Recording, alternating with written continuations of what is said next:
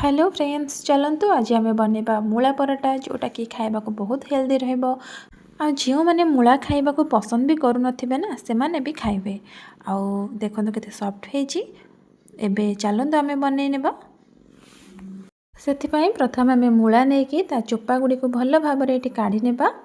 ताकू आम ग्रेट करि नेबा। मु एठी दुईटी मूला नेइची, आपण अधिक मध्य नै परिबे। ग्रेट करि साला परे गोटे बाउल को नै जिबा, सेतिरे लूण पकेइकी किछि समय पे आमे ताकू घोड़ेइकी रखि नेबा। एबेठु देखंतु मूलार केमती पानी बाहरी छी, पानी गुडी को आमे गोटे बाउल रे काढी नेबा।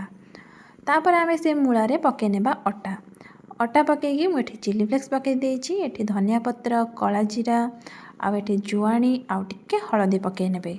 लूण एबे पकेबेनी काहेकि ना प्रथमे आमे लूण पके नेइथिले।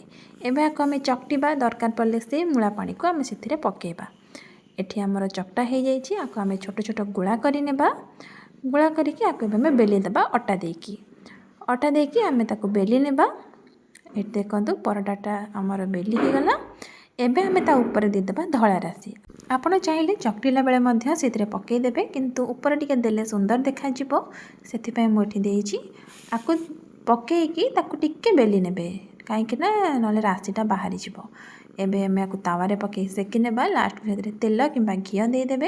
एठी रेडी हे गला हमर मूला पराठा। Thank you.